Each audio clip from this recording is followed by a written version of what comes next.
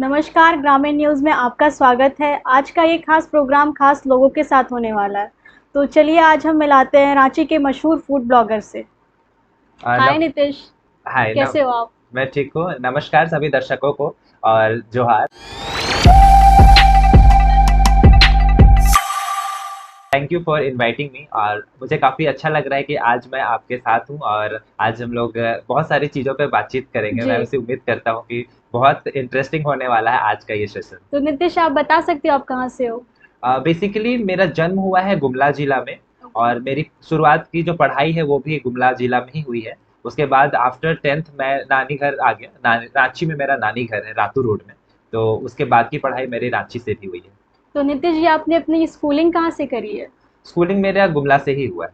11th 12th मेरा हुआ है सेंट जेवियर्स कॉलेज रांची में। ओके, और उसके बाद मैंने इंग्लिश लिटरेचर लिया था। ओके, ग्रेजुएशन में मेरा इंग्लिश लिटरेचर रहा है।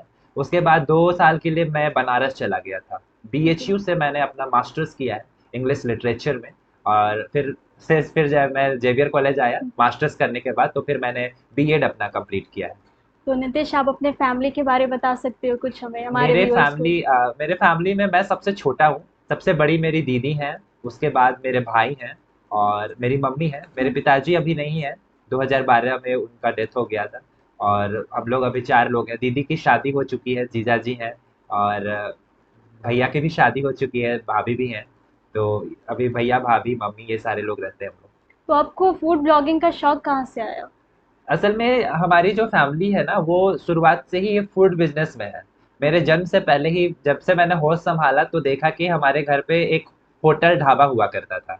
तो बचपन से ही देखते आए थे, खाना बन रहा है, बिजनेस चल रहा है, होटल चल रहा है। तो फूड फूड तो हमेशा से ही था। और मेरे पापा जो थे वो भी बहुत अच्छे शेफ थे, मतलब बहुत अच्छा खाना जी, बनाते थे। उनको बहुत टेस्टी खाना बनाने आता था। जी। और एक दो तरह के नहीं, बहुत सारे आइटम उनको आते थे। तो पूरा वो जो ढाबा कह सकते हैं वो पूरा शुरुआत में तो ढाबा ही था, अभी वो बहुत अच्छा रेस्टोरेंट बन गया है। तो जी, बचपन से अभी तक मैंने बहुत वैरायटी देखे अपने घर के बिजनेस में ही। और घर का बिजनेस ही रेस्टोरेंट ढाबा वाला था, तो फूड तो था ही शुरुआत से।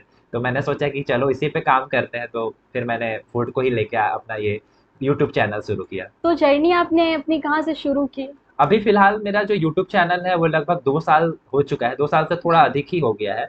और 2 साल पहले लॉकडाउन का जब समय था तब मैंने शुरुआत किया था। और घर पे ही कुछ कुकिंग करता था, मैं घर पे ही छोटे मोटे वीडियोस बनाता था और उसको फिर यूट्यूब पे डालता था। तो इसी तरह शुरुआत हुई थी। तो आपको सक्सेस मिलना कब से स्टार्ट हुआ था? सक्सेस पता नहीं, अभी लोग कहते हैं कि मैं थोड़ा सक्सेसफुल हो चुका हूँ। पर मुझे लगता है कि अभी भी मैं बहुत कुछ सीख रहा हूँ, बहुत कुछ सीखना बाकी है। और हाँ, लोगों का प्यार जो है वो बहुत मिल रहा है और इसी की वजह से मैं यूट्यूब पे अभी तक कंटिन्यू हूँ। और जी। बहुत सारे वीडियोस हैं जिनमें मिलियंस में व्यूज आए हैं, बहुत सारे लोगों ने तारीफ किया है, मोटिवेशन मिला है। मेरे लिए यही सक्सेस है। तो आपने नितिश फूड ब्लॉगिंग करने का ही क्यों सोचा? क्योंकि ऐसे काफ़ी ब्लॉगर्स हैं जो अपने करियर को ध्यान देते हुए अलग-अलग चीज़ों में भी रुचि दिखा रहे हैं, बट आपने फूड ब्लॉगिंग का ही क्यों सोचा? जैसा कि मैंने कहा कि फूड ब्लॉगिंग जो है ना वो फूड जैसा मेरे फैमिली में शुरू से ही था। और मैं खुद भी पर्सनली अलग अलग जगह पे घूमना, अलग अलग जगहों को एक्सप्लोर करना, ये मुझे बहुत अच्छा लगता था। मतलब कि जब मेरा चैनल नहीं भी हुआ करता था तो मेरे फ्रेंड्स जानते हैं कि मैं कभी किसी नए जगह पे जाता था, वहाँ का खाना एक्सप्लोर करता था। जो पॉकेट मनी होते थे मेरे पास उसी से हम लोग अलग नए रेस्टोरेंट पे चले गए या कुछ नया खाना, अच्छा खाना जो डिश है वो खा लिया। तो इसीलिए मैं कहता हूँ कि उन सारे लोगों को वही चीज़ पे यूट्यूब चैनल शुरू भी करना चाहिए जिनमें उनकी रुचि है, और मेरी रुचि फूड में थी इसलिए फूड। जी, ठीक है। तो आपने क्या-क्या परेशानियाँ देखी अब तक जब आप न्यू कमर्स थे और अभी तो आपने क्या-क्या परेशानी देखी इस देखिए, बीच? परेशानियां नो डाउट आई हैं इतना। अभी 1 लाख से ज़्यादा हमारे सब्सक्राइबर्स हैं। जी, एक एक सब्सक्राइबर होने में बहुत दिक्कत होती है। लोगों को आज के डेट में कोई भी ऐसी किसी के चैनल पे सब्सक्राइब नहीं करते हैं, मैं भी खुद नहीं करता हूँ, जब तक कि आपको उस पर भरोसा ना आ जाए, जब तक कि वो चैनल आपको अच्छा ना लगने लगे। तो उस मेहनत तो लगती ही है उसमें। और रांची के खाने के बारे में हम लोग दिखाते थे, तो कभी ठेला पे चले गए, कभी स्ट्रीट पे चले गए। तो वहाँ पे जाके शूट करते थे, तो बहुत सारे लोग हैं जो देखते थे, हँसते थे और मज़ाक भी उड़ाते थे। तो हमें इन सब चीज़ों को इग्नोर किया, अपने काम पे फ़ोकस किया कि हम जी, लोग वीडियोज़ बनाने के लिए निकले हैं, तो हम लोग वीडियोज़ बना के ही आज आएँगे। तो लोगों के कमेंट्स को इग्नोर किया, लोगों के देखने को इग्नोर किया, अपने मेहनत पे भरोसा रखा और मेहनत करते चले गए। और इसी से हमें अब थोड़ी बहुत जो कामयाबी मिली है, ये मुझे लगता है ये अपने मेहनत और अपने ऊपर विश्वास करने की वज़ह से ही मिला जी, है। बिल्कुल। तो नितिश, आपने कैसा कंटेंट दिखाना शुरू किया जिससे व्यूअर्स आते गए और आपके चैनल्स में 1 लाख प्लस सब्सक्राइबर्स हो चुके हैं आज? मुझे लगता है कि जब आप वीडियो बना रहे हो हम्म। ना, तो आप जो हो वो खुद वैसे ही रहो। मेरे चैनल पे आप देखोगे कि मैं बहुत ज़्यादा बनावटी मैं अपने आप को नहीं दिखाता हूँ। अगर मुझे किसी चीज़ में मज़ा आ रहा है तो मैं उसको एंजॉय करता हूँ, किसी चीज़ में मैं मतलब कि बहुत ज़्यादा मतलब कि मैं अपने आप को ऐसा नहीं दिखाता हूँ कि मैं बहुत हाई फाई हूँ, है ना? और बहुत ज़्यादा अपने आप को बनावटी नहीं रखता हूँ। अगर मैं ज़मीन में बैठ के खा सकता हूँ तो ज़मीन में बैठ के खाता हूँ, अगर मैं किसी ठेले में जाके खा सकता हूँ तो ठेले में भी खाता हूँ। तो अपने आप को रखना उसी तरीके से होता है, और शायद इसी चीज़ को लोग पसंद करते हैं कि आप जैसे हैं वैसे रहिए। तो मैंने अपने आप को खुद को भी वैसा ही रखा, ओरिजिनल रखा, प्योर रखा, नो स्क्रिप्ट, जो मन में आया वो बोला, और शायद इसी चीज़ को लोग कनेक्ट करते हैं। मैं ऐसे जगह से हूँ जहाँ नागपुरी भाषा में बात की जाती जी। है। धुसका, पिट्ठा, छिलका रोटी, मड़ुआ रोटी लोग खाते हैं, हम लोग खाते हैं, मैं बचपन से खाया हूँ। तो मैं उन्हीं चीज़ों को दिखा रहा हूँ, अपने झारखंड को प्रमोट कर रहा हूँ, और शायद यही चीज़ है जो लोगों को पसंद आ रहा है। तो नितिश, हमारे बहुत व्यूअर्स ये सोचते होंगे कि उनको अपना करियर स्टार्ट अगर फूड ब्लॉगिंग में करना चाहिए, तो आप उन्हें क्या एक मोटिवेशनल या कुछ आप मैसेज। बोलना चाहोगे, देना चाहोगे, जिनसे वो मोटिवेट हो और अपना यूट्यूब चैनल स्टार्ट करे फूड ब्लॉगिंग में? देखिए, सबसे पहली बात तो किसी भी फील्ड में, नॉट ओनली फूड ब्लॉगिंग, बहुत सारे चैनल है। डांसिंग का है, मेकअप का है, ट्रैवलिंग का है, फूड का है। आप वो सेलेक्ट करो जिसमें आपको इंटरेस्ट है। हुँ। ये मत देखो कि किसी बंदे को अगर ट्रैवलिंग में सक्सेस मिल रही है, उसके सब्सक्राइबर्स बढ़ रहे हैं, तो आप भी ट्रैवल वीडियो बना रहे हो, या किसी को मेकअप करने वाले वीडियोस में व्यूज मिल रहे हैं तो आप भी मेकअप कर रहे हो। आप वो देखो कि आपको क्या करने में इंटरेस्ट है।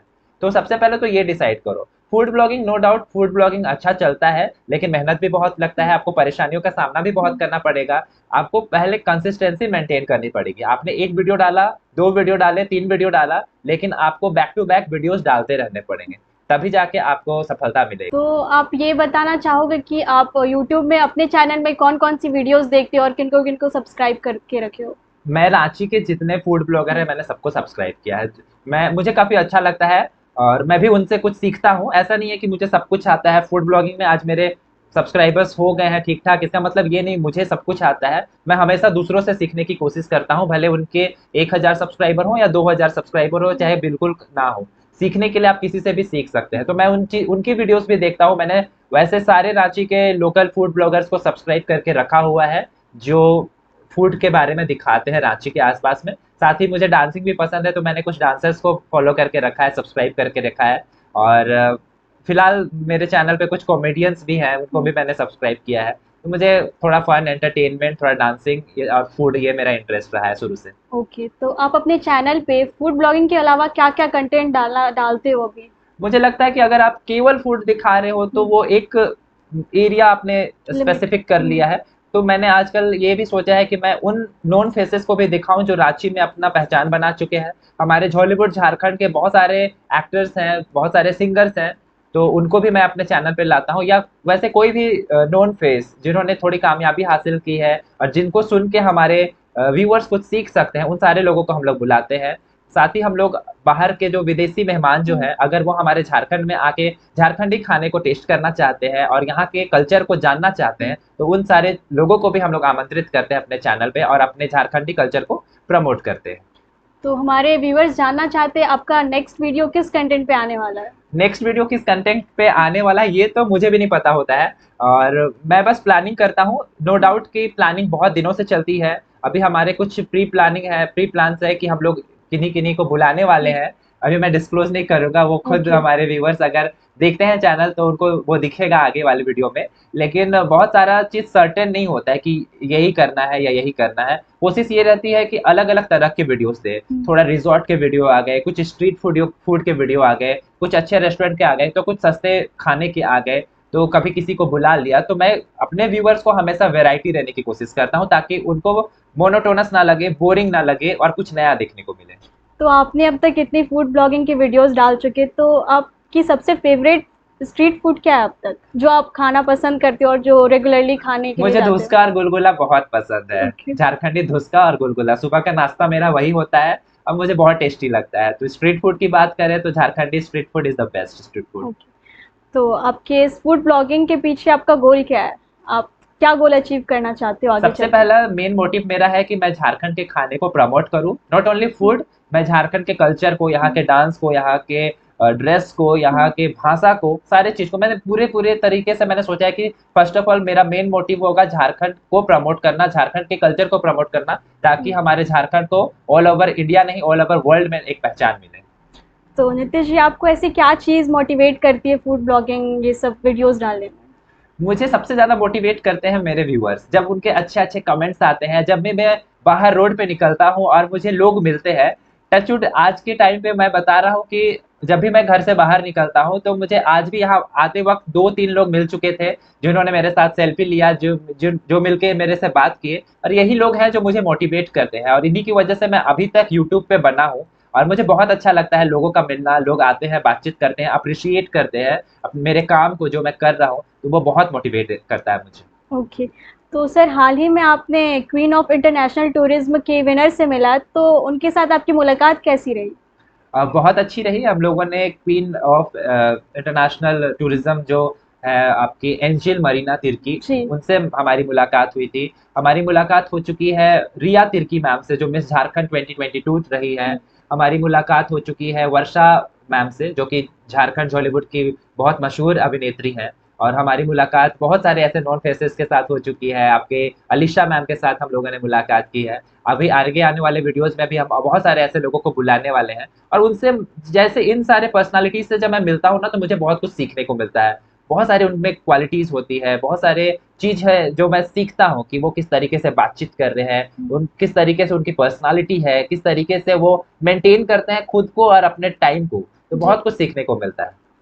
तो सर, आपके सक्सेस के पीछे आपकी स्ट्रगल क्या रही है? आप कुछ स्टोरी बताना चाहते हो हमारे व्यूअर्स को? ऐसे हमने पहले सुन चुका है आपका स्टोरी। जी बिल्कुल, मैं प्लीज़। जिस फैमिली से बिलॉन्ग करता हूँ, उस फैमिली में मुझे लगता है कि बहुत सारे उतार-चढ़ाव तो देखने मिले ही हैं। नो डाउट मेरे फैमिली मुझे हमेशा से सपोर्ट किए हैं। अगर आज मैं यूट्यूब पे करियर बनाना चाहता हूँ, तो उसके लिए वो कुछ मतलब कि पूरा सपोर्ट है कि हाँ, आप यूट्यूबर बनना चाहते हो, तो वो बोलते हैं ठीक है आप यूट्यूबर बनो। आप डांसर बनना चाहते हो, तो आप डांसर बनो। आप टीचर बनना चाहते हो, तो आप टीचर बनो। मेरे फैमिली में मुझे पूरी आज़ादी है, और मुझे बस नहीं, मेरे सारे भाई-बहन को ये आज़ादी मिली थी कि आप जिस फ़ील्ड में अपना करियर बनाना चाहते हैं, आप बना सकते हो। लेकिन कहते हैं ना कि जब आप किसी चीज़ में चलते हो, तो बहुत सारे उतार-चढ़ाव देखने को मिलते जी। हैं। मेरे पास कोई इक्विपमेंट्स नहीं था, मेरे पास कैमरा नहीं था, रिंग लाइट नहीं था, माइक नहीं था, कुछ भी नहीं था। मेरे पास एक फ़ोन सिंपल सा हुआ करता था, उसी से मैं एडिट भी करता था, अपलोड भी करता था, शूट भी करता था। तो वो डिफ़िकल्टीज़ होते थे, दोस्त लोगों से माँगता था, तो वो लोग नहीं देते थे। तो मैंने किसी तरह जो भी था, उसी से मैनेज किया, उसी में अपना मुझे लगता है 70 थ 80,000 तक सब्सक्राइबर हम लोगों ने फ़ोन से ही करके किया है। फिर बाद-बाद में बहुत सारे दोस्त हैं जो मदद किए कैमरा के साथ में, बहुत सारे लोग हैं जो मदद नहीं भी किए। तो बहुत सारी चीज़ें आई हैं, बहुत सारे, मैं ऐसा इंसान हूँ, बहुत इमोशनल इंसान हूँ। जब अगर चीज़ें ठीक नहीं चलती हैं ना, तो मैं रो देता हूँ। मुझे रोना आ जाता है। मुझे लगता है कि क्या हो रहा है? क्यों हो रहा है? मेरे ही साथ क्यों हो रहा है? नहीं हो पाएगा। कई बार मुझे ऐसा लगा कि मैं यूट्यूब छोड़ दूँ, मेरे से नहीं हो पाएगा। फिर हिम्मत जुटाया, रोया, फिर मैंने सोचा कि छोड़ो, नहीं करना है, उठना है, आगे बढ़ना है। तो गिरना भी होता है, सँभलना भी होता है, बहुत कुछ होता है। कभी लगता है कि सब कुछ अच्छा जा रहा है, कभी लगता है कुछ अच्छा नहीं जा रहा है। तो आप अगर आप कंसिस्टेंसी मेंटेन करेंगे, क्योंकि चीज़ें तो बिगड़ेंगी, जी। सँभलेंगी, बनेंगी, पर आपको करना तो खुद ही होता है। तो बहुत सारी प्रॉब्लम्स तो आई ही हैं। तो जिन दोस्तों ने उस वक़्त आपका साथ छोड़ दिया था, आज आप उनको क्या मैसेज देना चाहते हो? मैं उनको थैंक यू बोलना चाहता हूँ कि अगर वो शायद मुझे इस तरीके से नहीं छोड़ते, तो मैं इतना आगे नहीं उठ पाता। मुझे लोगों का जो साथ छोड़ना भी ना अपने मुझे मजबूत किया है। तो thanks to all of them कि उन लोगों ने मुझे सिखाया है। कहते हैं ना कि एक जब पक्षी होती है, तो उसको छोड़ दिया जाता है उड़ने के लिए, धक्का मार दिया जाता है, उसी तरह उन लोगों ने मुझे धक्का मार दिया, और मैंने पंख फड़फड़ाया और मैं आज उड़ रहा हूँ। तो यही मैं कह सकता हूँ कि thanks to all of them जिन्होंने मुझे सिखाया है। हम आपका टाइम ज़ाया नहीं करते हैं और एक लास्ट क्वेश्चन पूछते हैं। हमारे न्यूज़ में आपको आकर कैसा लगा? बहुत अच्छा लगा, और मैं थैंक यू बोलना चाहूँगा कि आप लोगों ने मुझे बुलाया और यहाँ इनवाइट किया। और मैं जब इस तरह से एक्सपीरियंस शेयर करता हूँ ना, तो मुझे और ये मोटिवेशन दिलाता है। और हो सकता है मेरी बातों को सुन के अगर 2% भी कोई सीख पाते हैं, या 2% भी किसी को मदद मिल पाती है, तो मैं सोचूंगा कि मैं इस फील्ड में आके मैंने कुछ अच्छा किया है, अचीव किया है, जिससे कि मेरे थ्रू, मेरे स्टोरी के थ्रू किसी को थोड़ी सी भी प्रेरणा मिली है, या कुछ सीख मिला है, या थोड़ा मोटिवेशन मिला है। तो मुझे बहुत अच्छा लगा, और इस तरीके से आके मुझे बहुत ही खुशी महसूस हुई। Thank you Nitish. Thank you जोहार।